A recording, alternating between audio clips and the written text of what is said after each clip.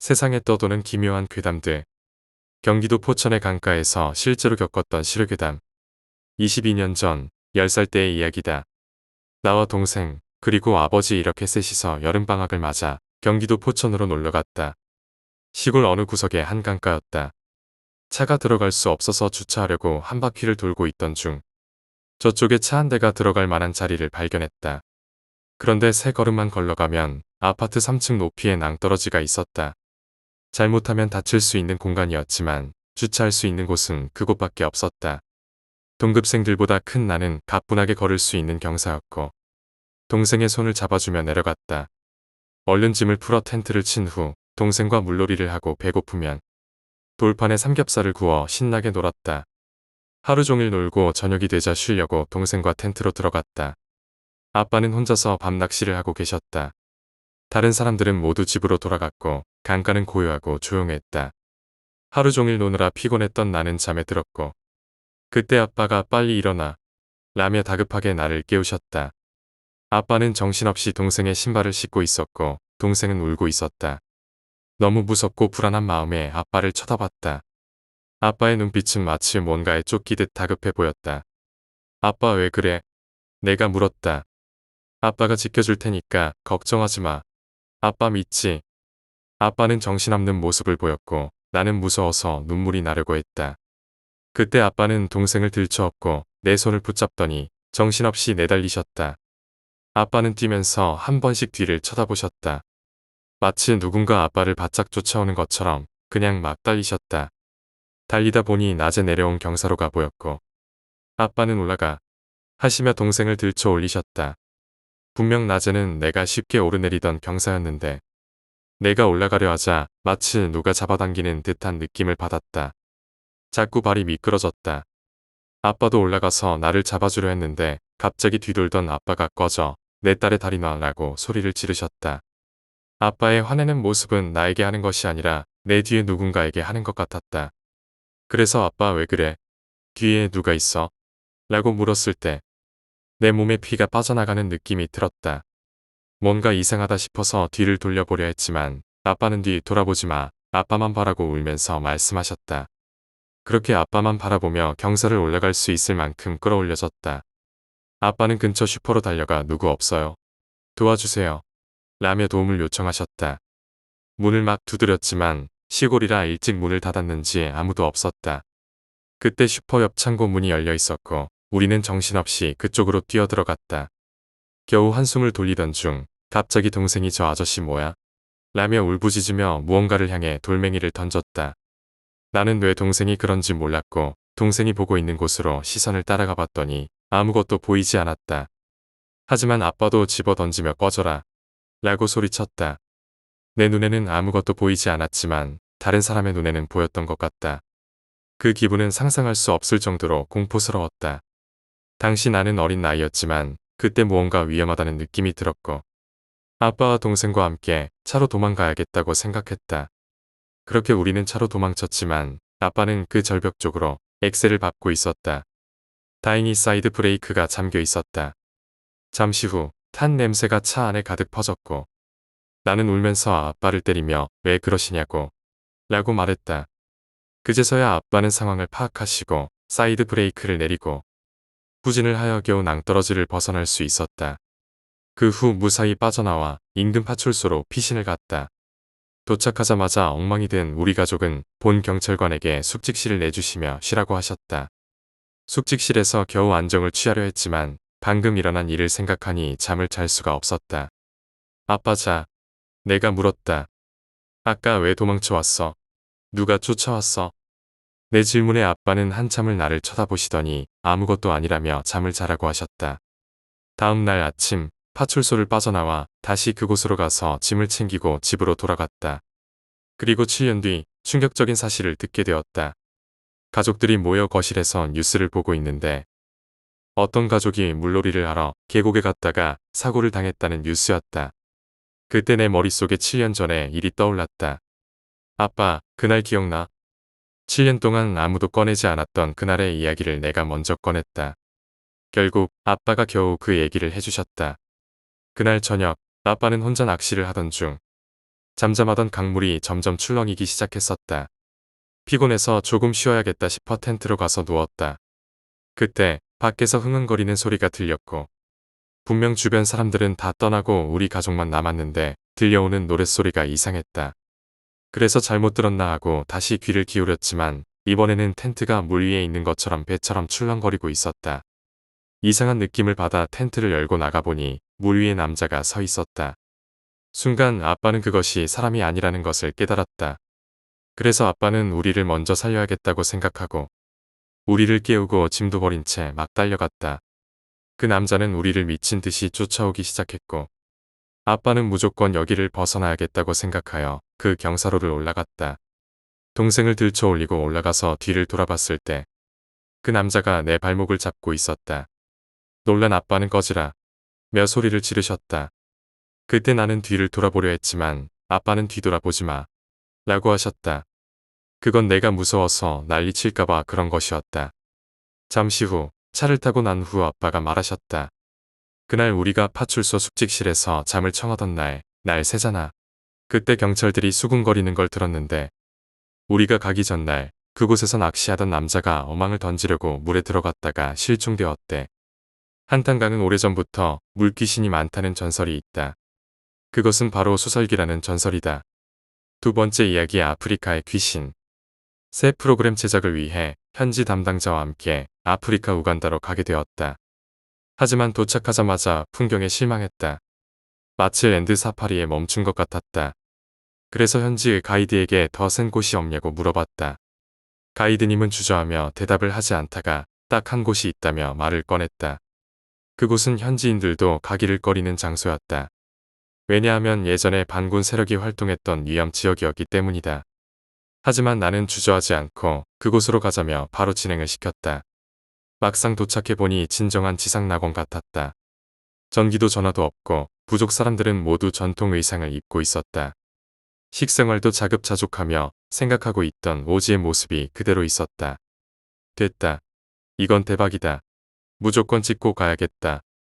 시청률이 대박 날 거라고 생각했지만 뜻밖의 문제가 생겼다. 마을의 추장님이 촬영을 반대하셨다. 너무 허락을 안 해주셔서 어떻게든 설득해야겠다고 마음먹고 마을 사람들의 마음을 얻기 위해 노력했다. 그 모습을 보고 촌장님은 어느 정도 누그러지셨는지 마을 수호신에게 물어보고 답을 주겠다고 하셨다. 하지만 수호신에게 답을 얻기까지는 일주일이 걸린다고 했다. 나는 그때 너무 기다리기 싫어서 한 노인을 만나 취재를 했다. 할아버지는 자네는 어디서 왔는가? 라며 물었다. 한국에서 왔다고 대답하자 할아버지는 놀라셨다. 젊은 시절 한국인을 봤다고 하셨고 비정부 단체 사람인 줄 알았다고 했다. 그렇게 사흘이 지나자 나는 가위에 눌리기 시작했다. 꿈속에서 다양한 사람들이 내는 비명소리가 들렸고 며칠 후에는 알 수 없는 외국어 사이로 들려오는 익숙한 소리가 들렸다. 살려주시라요. 라는 한국말이 들려왔다. 돌아보니 황토색 군복을 입은 남자가 나를 쳐다보고 있었다. 그 남자는 북한 사람이었다. 조선에서 왔습니까? 라며 물어보았다. 제발 데려가 주세요. 내 고향은 원산입니다. 그 말을 듣는 순간 잠에서 깨어났다. 뭐야, 이 꿈은 생각하며 매우 불쾌했지만 그 북한 사람의 눈빛은 너무 애절하고 간절해 보였다. 그렇게 멍하니 앉아있을 때 촌장과 가이드가 다가왔다. 그때 일주일이 지나서 촌장님이 수호신의 답을 가지고 오셨다. 촬영은 어렵겠다고 하셨습니다. 어쩔 수 없이 한국으로 떠날 준비를 하던 중 꿈속의 북한 사람은 계속 생각났다. 결국 나는 물어봐야겠다는 생각에 촌장을 찾아갔다. 자초지종을 설명하자 충격적인 이야기를 해주셨다. 수십 년 전 우간다에서 내전이 있었고 그 당시 마을에 머물렀던 소련인 5명과 북한인 1명이 반군 교육을 위해 파견된 군사 고문단이었다. 하지만 그들은 우간다 정부군에 붙잡혀 처형되었고 마을 사람들은 그들을 수호신으로 섬기고 있었다. 그 이유는 외지인이 죽으면 악귀가 되어 마을에 해를 끼친다고 믿었기 때문이었다. 그들은 외국 군인들이 악귀가 되지 않게 하기 위해 수호신으로 모신 것이다. 그 이야기를 마친 후 촌장님은 나를 한 곳으로 데려갔다. 그곳은 마을의 사당이었다. 사당 안에는 작은 물건이 하나 있었고 촌장님은 그것을 보여주었다. 그 물건은 작고 때 묻은 라이터 하나였다. 이건 그분의 물건입니다. 이걸 그분의 고향에 가져다 줄 수 있나요? 라고 촌장님은 부탁하셨다. 처음엔 거절하려 했지만 라이터에 씌어진 글자를 보고 한국으로 가져가게 되었다. 일주일 뒤 나는 강원도 고성으로 차를 몰고 갔다. 배를 빌려 동해로 나가 북쪽을 향해 그 라이터를 던졌다. 라이터에 쓰여진 글자는 북한 담배 상표인 고향이라는 글자였다. 얼마나 고향이 그리웠을까. 세 번째 이야기 버려진 물건. 2004년 8월 고등학교 2학년 여름방학이었다.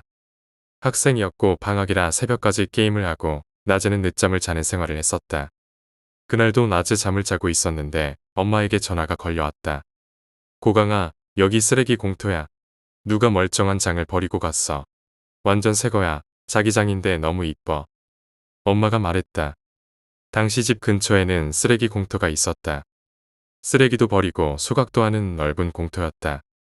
가기 싫었지만 엄마는 잔말 말고 나오라는 단호한 말에 리어카를 끌고 공터로 갔다. 그곳에는 흠 하나 없는 깨끗한 자개장이 있었다.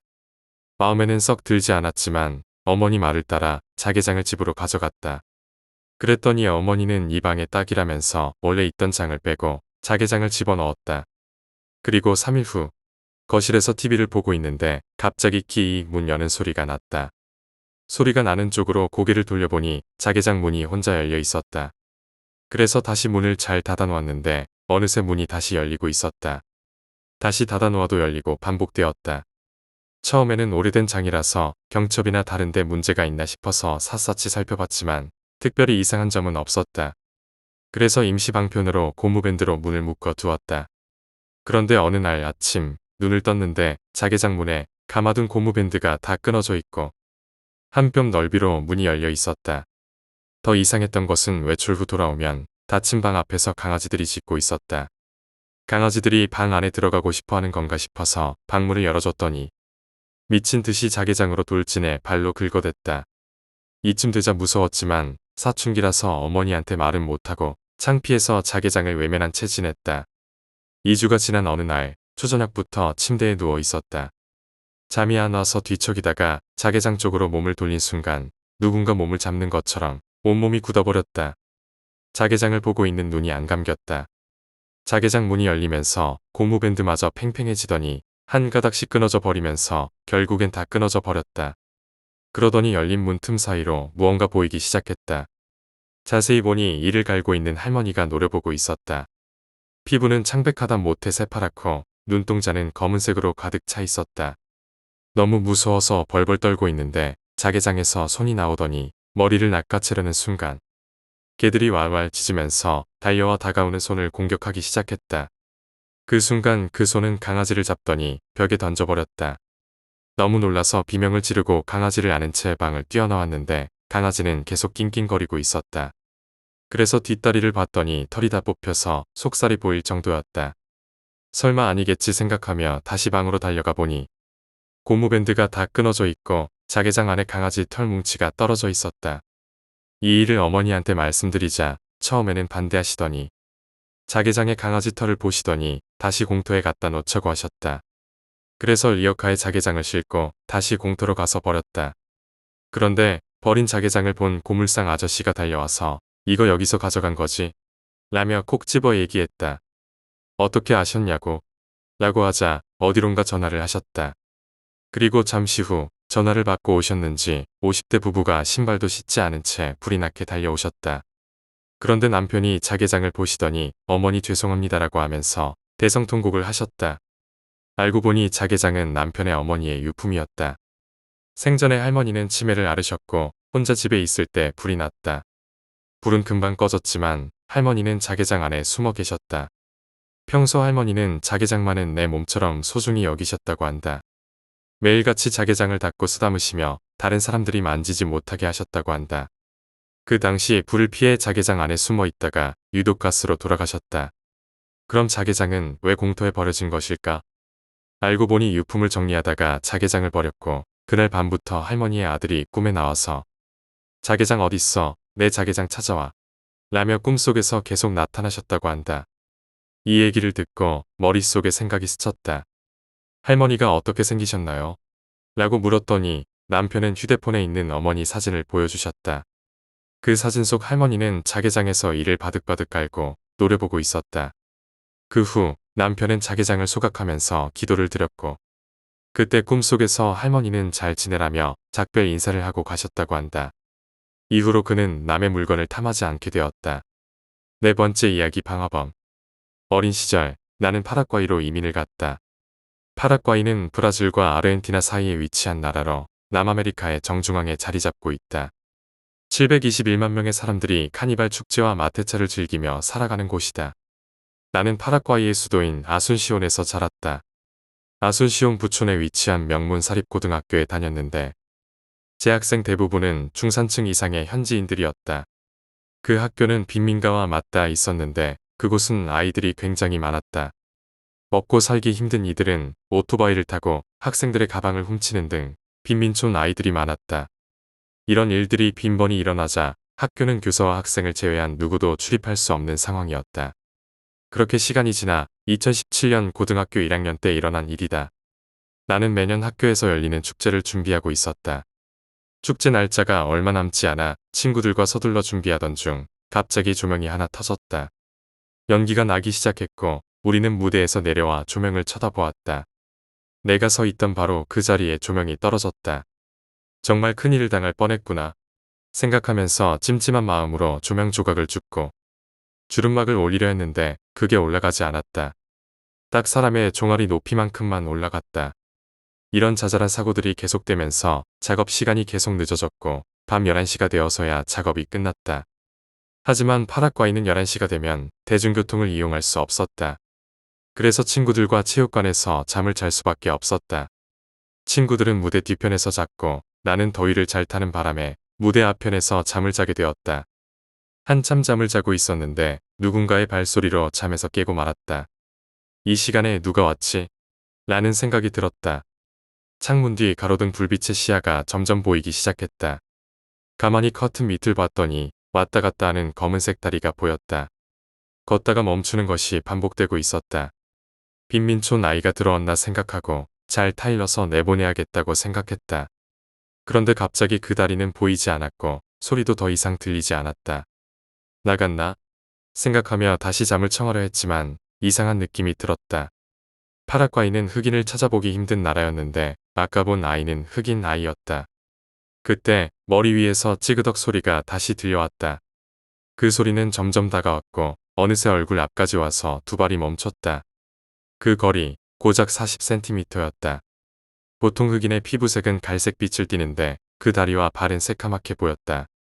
너무 무서웠지만 아무것도 할 수 없는 채 그 두 다리를 보고만 있었다. 갑자기 숨 넘어가는 소리가 들리고 뼈 부러지는 듯한 끔찍한 소리도 같이 들렸다. 그러더니 그 두 발 사이로 아이의 얼굴이 거꾸로 내려와 나를 쳐다보고 있었다. 그 아이는 흑인 아이가 아니었다. 자세히 보니 온몸이 불에 탄 모습이었다. 아이의 입속에서 계속 숨 넘어가는 소리가 들렸다. 나는 그 괴기한 얼굴을 보고 있다가 기절해버렸다. 그렇게 다음 날이 되었다. 친구들이 깨어서 일어났고 친구들은 아무렇지도 않게 평상시처럼 행동했다. 나는 내가 꿈을 꾸었나 생각했지만 그때 한 친구가 어제 누가 무대에서 그렇게 뛰어다닌 거야. 시끄러워서 잠을 못 잤네. 라고 말했다. 나는 그 자리를 뛰쳐나갔다. 학교에서 가장 오래 근무하신 선생님을 찾아가 여쭤보았다. 선생님, 혹시 학교 체육관에서 불난 적이 있습니까? 내가 물었다. 체육관에서 불난 적은 없지. 맞다. 이 체육관이 생기기 전에 오두막이 하나 있었어. 그 오두막에는 가족들이 살았는데 그 가족이 모두 집을 비운 사이 불이 났는데 홀로 집을 지키고 있던 어린아이가 미쳐 빠져나오지 못하고 화재로 목숨을 잃었지. 그런데 그 화재는 사고가 아니었어. 방화로 인한 화재였지. 선생님의 이야기를 듣고 나는 이런 생각이 들었다. 그 아이는 밤마다 불을 지른 방화범을 찾고 있던 것이 아닐까? 다섯 번째 이야기 옥탑방. 20년 전 8살 많은 사촌형에게 있었던 일이다. 사촌형은 독립을 시작했는데 독립한 곳은 경기도 하남시의 작은 옥탑방이었다. 사촌형의 꿈은 권투 선수였고 그래서 낮에는 체육관에서 권투 연습을 하고 저녁에는 피자 배달 아르바이트를 하면서 꿈을 위해 열심히 살았다. 옥탑방은 저렴했기 때문에 낡고 좁았지만 사촌형은 처음으로 나만의 공간이 생겼다는 생각에 모든 것이 행복했다. 어느 날 옥탑방에 놀러 갔을 때 사촌형의 얼굴은 초췌해 있었다. 그래서 독립해서 좋아하더니 무슨 일이야? 라고 물어보자 사촌형이 힘없는 목소리로 아니야 라고 대답했다. 그러다 형은 잠시 고민하던 후 나 요즘 계속 가위를 눌리고 있다며 털어놓았다. 당시 나는 가위 눌림이 무엇인지 몰라서 형에게 가위가 뭐야? 가위 눌림이 뭔데? 라며 계속 물어봤다. 형은 고민하다가 결국 그때 있었던 일을 이야기해 주었다. 어느 날 피자 배달을 하던 형은 새벽에 귀가 후 정신없이 잠이 들었다. 형의 습관 중 하나는 항상 라디오를 켜두고 자는 것이었다. 그리고 그날 밤 갑자기 라디오에서 알 수 없는 언어의 이상한 소리가 났다. 항상 듣던 소리가 아니었기에 형은 잠에서 깼다. 그래서 일어나려고 했지만 몸이 굳어버리고 가위에 눌리기 시작했다. 그리고 갑자기 라디오에서 나던 소리가 또 끊어졌고 머릿속에는 나한테 무슨 일이 벌어지겠다라는 생각이 들었다. 그때 멈춘 라디오에서 소리가 났다. 엄마가 섬 그늘에 굴 따러 가면이라는 가사 부분이 반복되었다. 마치 늘어난 테이프를 틀어놓은 듯한 소리였고 남자인지 여자인지 구별할 수 없는 목소리였다. 가위에 눌린 상태로 날이 밝았고 그때야 비로소 가위 눌림이 풀렸다. 사촌형은 이 가위 눌림이 새벽마다 반복되어 요즘 잠을 못 자서 힘들다고 했다. 나는 라디오 콘센트를 뽑아보라고 권했다. 그렇게 형은 라디오 콘센트를 뽑아버렸다. 얼마 후 다시 형에게 전화했을 때 집에 없고 친구 집에서 지낸다고 말했다. 형이 걱정되어 보러 갔는데 사촌형은 더 초췌해져 있었다. 형이 말해주기를 아르바이트를 마치고 집에서 잠을 자고 있는데 또 가위 눌림을 당했다. 라디오 소리는 들리지 않았지만 갑자기 문 열리는 소리가 들렸다. 눈을 뜨지 못한 채 뭐지? 도둑인가? 라고 생각하고 가까이 오기만을 기다렸다. 그 도둑은 점점 방으로 다가왔고 발소리가 물에 젖은 것처럼 질벅질벅했다. 머리맡에서 소리가 들렸기 때문에 이 도둑을 잡아야겠다고 생각하고 강한 집념으로 눈을 뜨려 했지만 떠지지 않았다. 그 상태에서 커터칼 소리가 들렸다. 그날 이후 사촌형은 너무 무서워서 집에 들어가지 못하고 계속 친구 집에서 잠을 자고 있었다. 그렇게 며칠 뒤 두고두고 후회할 일이 생겼다. 평소 술을 잘 안 마시던 형이 오랜만에 친구들과 술자리를 가진 후 취해버렸다. 사람이 취하면 귀소 본능이 생기기 때문에 집에 가고 싶은 욕구로 사촌형은 친구네 집에 가야 했는데 옥탑방으로 들어가 잠이 들고 말았다. 잠을 자고 있는데 자신이 자고 있는 모습을 보게 됐다. 유체이탈을 한 것이다. 가위 눌린 본인의 모습을 바라보면서 내가 저렇게 가위에 눌리는구나 생각하며 보고 있었는데 갑자기 코드가 빠져 있던 라디오에서 불이 들어오면서 엄마가 섬 그늘에 굴 따러 가면이라는 가사가 반복되었다. 또 시작된 것이다. 그대로 바라보고 있는데 갑자기 철문이 열렸다. 집 안을 빼꼼히 보더니 어떤 아이가 들어왔다. 특이하게 그 아이의 모습은 잘 안 보였지만 머리가 부시시해서 여자인지 남자인지 알 수 없었다. 아이가 사촌형 쪽으로 다가와 책상을 바라보다가 서랍을 뒤지더니 커터칼을 꺼내서 드르륵 드르륵 하며 자고 있는 사촌형을 보던 시선을 올려 유체이탈한 형을 올려다보았다. 웃고 있던 아이가 무표정으로 사촌형을 쳐다보았고 사촌형은 공포감에 휩싸였다. 그래서 사촌형은 발버둥을 치며 겨우 가위 눌림에서 벗어났다. 이후 사촌형은 옥탑방을 나왔고 건강이 급속도로 안 좋아져서 복싱을 그만두게 되었다. 얼마 뒤 사촌형은 워킹홀리데이로 호주로 떠났다. 그 아이는 왜 새벽마다 사촌형을 찾아와 장난을 쳤던 걸까?